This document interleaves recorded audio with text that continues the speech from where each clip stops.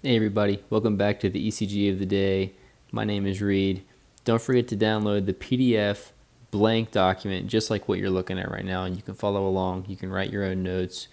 You can save this for later. Whatever is best for you. Just wanted to give the option. So let's go ahead and get started with this EKG. And the first thing I like to do is look at the forest, and the trees of my forest are my QRSs. And so I pick a lead, and maybe I'll pick this V5 lead strip down here. And I see I've kind of got this group beating where I've got this kind of couplet of beats with a pause in between each.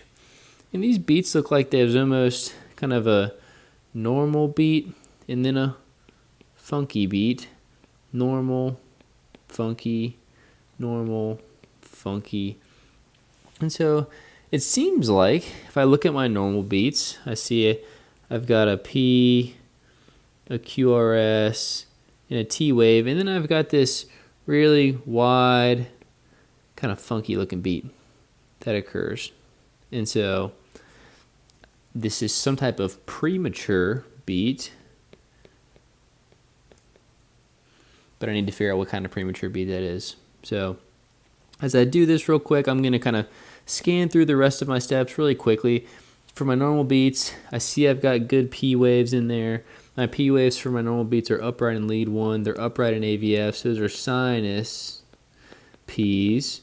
My PR interval looks appropriate whenever I'm looking at my AV node function. My PR interval is less than 200 milliseconds, which is normal.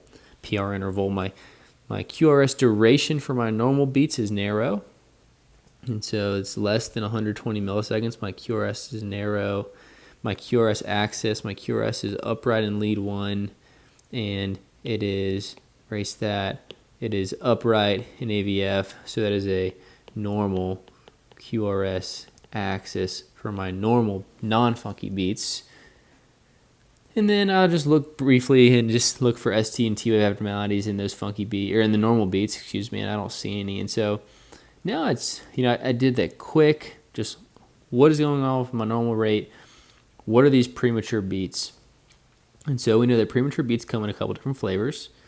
They could be premature atrial contractions. They could be premature junctional. They could be premature ventricular contractions. And the first thing I like to do is compare the morphology of the QRS of my premature beats to the normal ones.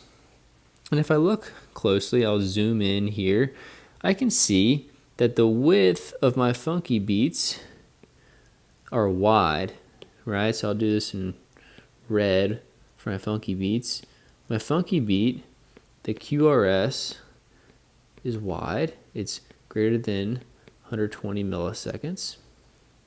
So that makes me think, well, okay, I know a premature ventricular contraction would create a wide QRS because it doesn't take the normal His-Purkinje system. And so what I need to do is I need to evaluate, is there a P wave, is there atrial activity that precedes the QRS? Because we can have premature atrial contractions with aberrancy. If you don't understand that, I've made a video for it. Go check it out. But we need to verify there's no atrial activity. And so what you can do is you can compare the T waves. And so I look in front of these funky beats and I look for P waves, and I don't see any P waves. I see this nice, smooth, slopey T, but I don't necessarily see atrial activity that is sitting on that T. I can use other leads, like up here, V1, which is this lead right here. I see I've got my normal P wave, my narrow QRS, my T wave, and right before the funky beat, I look for atrial activity, and I don't necessarily see any atrial activity, and I scan through all these leads, and I'm not seeing any atrial activity. What I do see, however, is I see on the T waves of our funky beats, I see this notched pattern. Some notched pattern on the T wave. And that notch pattern is coming right whenever I would expect my next sinus P wave to occur, right? I have a sinus P wave here. I have a sinus P wave here. And right in between the two, I would expect my next sinus P wave to occur somewhere in this region. So this could be kind of buried atrial activity on our T wave. What does that mean? That means that the atria is depolarizing after our premature ventricular contraction. So the likelihood of what this is this could either be 1, our normal sinus beat, or 2, it could be a retrograde beat. And what you can do is you can actually look at the morphology of this P wave that is being generated. And as you can see the morphology, it's creating a negative notch in our inferior leads, which means that the trajectory of that P wave is retrograde. It's going away from the inferior leads. So my vote is that these are actually retrograde P waves that are sitting after a premature ventricular contraction. So these are premature ventricular contractions, right? They are wide complex QRSs that are occurring early with no atrial activity before them that would make us think that the atria is driving conduction through the AV node. And so some takeaways here: premature contractions. Big thing is to look at, 1, what is the QRS morphology?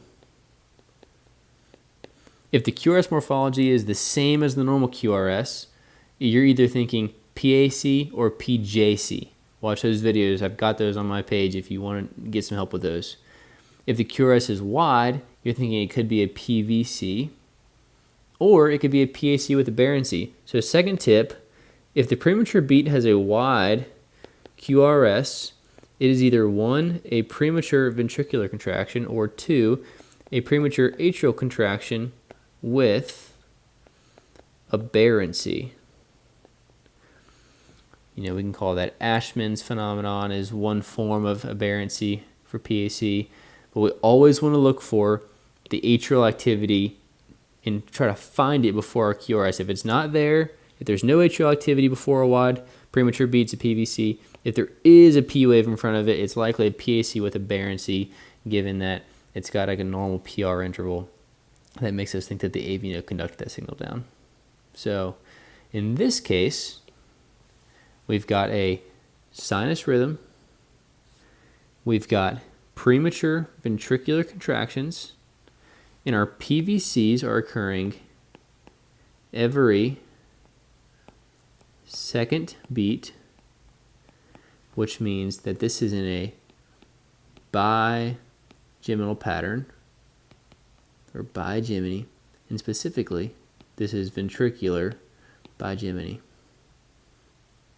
And so that's how we would classify this EKG.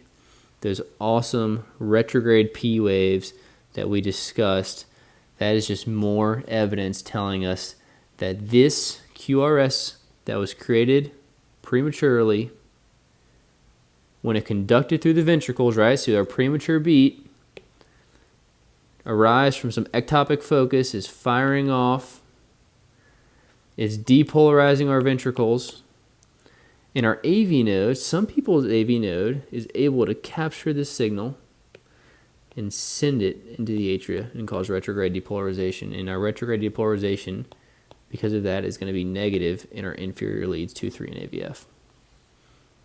So I hope this helps. And if you have any questions, throw them in the comments. If not, happy ECGs. Have a great day.